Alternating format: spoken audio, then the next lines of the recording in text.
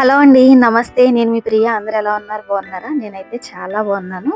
Welcome back to our channel last Pragna vlogs ప్రివిలైజ్. వీడియోని first time చూస్తున్నట్లయితే లైక్ చేయండి, సబ్స్క్రైబ్ చేయండి, బెల్ సింబల్ కొట్టడం అస్సలు మర్చిపోవద్దు. వీడియోని ఎక్కడా స్కిప్ చేయకుండా చూడండి లాస్ట్ వరకు. ఈ రోజు వీడియోలో సింపుల్ అండ్ ఈజీ ప్రాసెస్లో చేపల పులుసుని ఎలా చేసుకోవాలో ఇప్పుడు మనం చూసేద్దాం.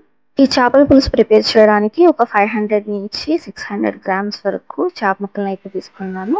ఈ చేప ముక్కల్ని కొంచెం ఉప్పు అలాగే నిమ్మరసం వేసి నీట్గా వాష్ చేసేసి పక్కన పెట్టుకోవాలి. ఎందుకంటే నీచు వాసన రాకుండా ఉండాలి కదా, అందుకని నీట్గా వాష్ చేసుకుని పక్కన పెట్టుకోవాలి.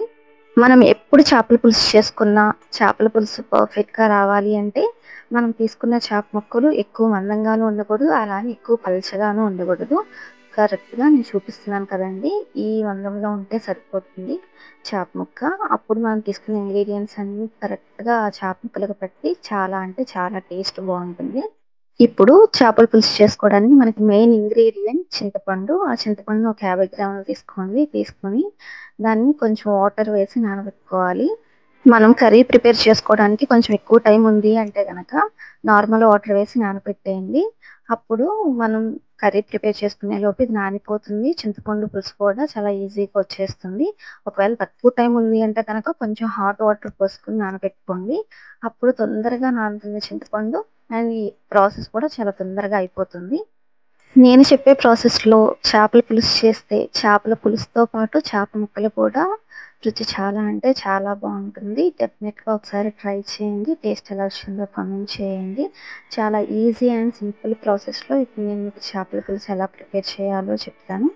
మనం ముందుగా చింతపండు నానబెట్టుకున్నాం కదా, దాని నుంచి వేస్టేజ్ మొత్తం తీసేసి చింతపండు గుజ్జును సపరేట్ చేసుకోవాలి. ఆ చింతపండు గుజ్జు కొంచెం థిక్ కన్సిస్టెన్సీలో ఉంటుంది కాబట్టి ఒక 250 ml టు 300 ml వరకు వాటర్ని యాడ్ చేసుకోవాలి. చూస్తున్నారు కదా, ఇలా జ్యూస్లో అయితే కనిపిస్తుంది. దీన్ని మనం డైరెక్ట్గానే యూస్ చేసుకోవచ్చు. ఇప్పుడు దీన్ని పక్కన పెట్టేసి మసాలా కోసం ఏమేమి కావాలో ఇప్పుడు చూసేద్దాం. 1 టేబుల్ స్పూన్ ధనియాలు, 1 టేబుల్ స్పూన్ మెంతులు, 1 టేబుల్ స్పూన్ జీలకర్ర యాడ్ చేసుకోవాలి. జీలకర్ర వేసేది క్లిప్ మిస్ అయింది, మీరు యాడ్ చేసుకోండి. ఫైన్ పౌడర్లా అయితే చేసుకోవాలి, వేయించాల్సిన అవసరం లేదు. ఇప్పుడు కడాయిలో ఒక 5 to 6 స్పూన్స్ ఆయిల్ని అయితే యాడ్ చేసుకోండి. ఆయిల్ కొంచెం ఎక్కువే పడుతుంది. సన్నగా కట్ చేసుకున్న ఉల్లిపాయలు అలాగే స్లైసెస్ లాగా కట్ చేసిన పచ్చిమిర్చి వేసుకొని దాన్ని గోల్డెన్ బ్రౌన్ కలర్ వచ్చేంత వరకు ఫ్రై చేసుకోవాలి. మనం చివరిలో కొత్తిమీర వేస్తాము, కానీ స్టార్టింగ్ ఇలా ఉల్లిపాయ ఫ్రై చేసుకునేటప్పుడు కూడా కొంచెం కొత్తిమీర యాడ్ చేసుకుంటే బాగుంటుంది.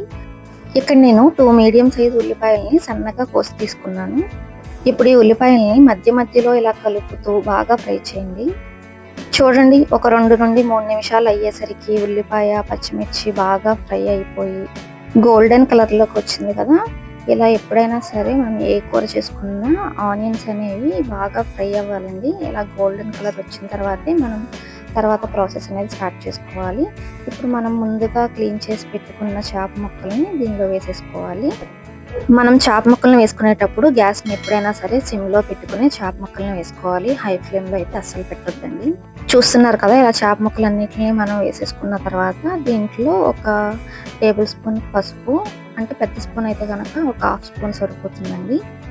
అలాగే టేస్ట్కి సరిపడా కల్లుప్పును అయితే తీసుకోండి. ఎక్కువగా కర్రీస్లో మనం కల్లుప్పు వాడితేనే బాగుంటుంది, హెల్త్కి కూడా చాలా మంచిది. అలాగే టేస్ట్కి సరిపడా కారాన్ని అయితే యాడ్ చేసుకోండి. నేను తీసుకున్న క్వాంటిటీకి 4 నుండి 4.5 స్పూన్ల వరకు కారం అయితే పట్టింది. మీరు తీసుకున్న కారాన్ని దాని యొక్క ఘాటును బట్టి అయితే యాడ్ చేసుకోండి. తర్వాత మనం ముందుగా పౌడర్ చేసి పెట్టుకున్నాం కదా, ఆ పౌడర్ను కూడా యాడ్ చేసేసుకోవాలి. అలాగే ఒక స్పూన్ అల్లం వెల్లుల్లి పేస్ట్ కూడా యాడ్ చేసుకోవాలి. ఇప్పుడు మనం వేసుకున్న ఇంగ్రీడియంట్స్ అన్ని ముక్కలకు పట్టేలాగా ఒక్కసారి అయితే ఇలా కలుపుకోవాలండి. స్టార్టింగ్లో మాత్రమే ఇలా గెరటితో కలపండి, తర్వాత అస్సలు గెరటి యూజ్ చేయొద్దు, ఎందుకంటే ముక్కలన్నీ విడిపోతాయి. అందుకని చాలా జాగ్రత్తగా కలుపుకోవాలి. లేదు అంటే కనుక నేను వీడియోలో చూపిస్తున్నట్లు ఇలా గిన్నెని ఏదైనా క్లాత్తో కానీ మసగుడ్డతో కానీ పట్టుకొని ఇలా పైకి ఎగరేస్తే మనం వేసుకున్న ఉప్పు కారం మసాలాలను ఆ ముక్కకు బాగా పడతాయి. తర్వాత ఒకసారి మూత పెట్టేసి సిమ్లో పెట్టి ప్రాసెస్ చేయండి. చూసారు కదా, నీసు వాటర్ మొత్తం ఎగిరిపోయి ఆయిల్ అంతా ఇలా పైకి తెలుతుంది కదా. కానీ మధ్య మధ్యలో ఒక్కసారి అయితే ఇలా హ్యాండిల్స్ పట్టుకొని ఒక్కసారి ఇలా కదపండి. కదపడం వల్ల అడుగంటకుండా ఉంటుంది. లేదు అలానే ఉంచేస్తే అడుగంటేస్తుందండి. తర్వాత దీనిలో మనం ముందుగా తీసి పెట్టుకున్న చింతపండు గుజ్జును అయితే యాడ్ చేసుకోవాలండి. ఈ చింతపండు గుజ్జు యాడ్ చేసిన తర్వాత ఒక్కసారి మళ్ళీ హ్యాండిల్స్ పట్టుకొని ఇలా కలపండి. ఇలా కలపడం వల్ల చింతపండు గుజ్జు అనేది ఆ ముక్కలకి ఈవెన్గా స్ప్రెడ్ అవుతుంది. ఇంకొకటి ఏంటంటే ముక్కలు అడుగంటకుండా ఉంటాయండి. ఇలా కలిపేసిన తర్వాత ఒక 15 to 20 మినిట్స్ వరకు లో ఫ్లేమ్లో పెట్టి కుక్ చేసుకోవాలి. ఇలా చేయడం వల్ల మనం వేసుకున్న ఉప్పు, కారం, చింతపండు గుజ్జు అన్నీ ముక్కకి బాగా పట్టి మనం తినేటప్పుడు కూడా టేస్ట్ అనేది చాలా అంటే చాలా బాగుంటుంది. తర్వాత ఒక్కసారి ఇలా మూత పెట్టేసేసి కొంచెం సేపు లో ఫ్లేమ్లో కుక్ అవనివ్వండి. చూస్తున్నారు కదా, మొత్తం మనం వేసుకున్న చింతపండు గుజ్జు అంతా దగ్గరికి వచ్చేసింది. ఇలా దగ్గరికి వచ్చేంత వరకు కుక్ చేసుకోవాలి. చేపల పులుసుని ఒక్కొక్కళ్ళు ఒక్కొక్క స్టైల్లో చేస్తూ ఉంటారు. నేను ఎప్పుడు చేసినా సరే ఈ ప్రాసెస్లో అయితే చేస్తాను. టేస్ట్ అయితే చాలా బాగుంటుంది. చాలా సింపుల్ అండ్ ఈజీ ప్రాసెస్లో అయిపోతుంది. ఇంకొకటి ఏంటంటే థిక్ గ్రేవీ కూడా వస్తుంది. ఒకసారి డెఫినెట్గా ట్రై చేయండి. చేపల కూర వండేటప్పుడు ఎప్పుడు గెరటితో తిప్పొద్దండి. ఇలా మధ్య మధ్యలో ఆ ప్యాన్ని ఇలా పట్టుకుని కదిపితే సరిపోతుంది. ముక్కలు అడుగంటకుండా ఉంటాయి. చూస్తున్నారు కదా, ఆయిల్ మొత్తం ఇలా పైకి తేలి థిక్ కన్సిస్టెన్సీ కనిపిస్తుంది. ఒకవేళ ఉప్పు, కారం సరిపోకపోతే కనుక యాడ్ చేసుకోండి మీకు టేస్ట్కి సరిపడా. నాన్ వెజ్ కర్రీస్లో ఎప్పుడైనా సరే కొంచెం కారం ఎక్కువగా ఉంటేనే బాగుంటుందండి. ఫైనల్గా దీనిలో ఒక spoon fish curry masala and కొంచెం కొత్తిమీర వేసేసుకొని ఒక్కసారి మళ్ళీ ప్యాన్ని జాగ్రత్తగా కదిపేసేసి అలా ఉంచేసేయండి. ఒక్క 1 to 2 మినిట్స్ అయితే దగ్గరికి వచ్చేస్తుందండి. చూస్తున్నారు కదా, గ్రేవీ ఎంత థిక్ కన్సిస్టెన్సీలో కలర్ఫుల్గా చూడడానికి ఎంత బాగుందో కదా. వేడి వేడి అన్నంలో చేపల పులుసు వేసుకుని తింటే టేస్ట్ చాలా బాగుంటుంది. ఇలా మొత్తం ప్రాసెస్ అయిపోయిన తర్వాత ఒక 2 మినిట్స్ అలా మూత పెట్టేసి పక్కన పెట్టండి. చూడండి, ముక్క కూడా ఎంత బాగుందో. అలా వైట్గా కాకుండా కలర్ అనేది చేంజ్ అయ్యి దానికి ఉప్పు, కారం, మసాలాలు, పులుపు అన్నీ బాగా పట్టి చూడడానికి చాలా బాగుంది కదా. డెఫినెట్గా ట్రై చేయండి.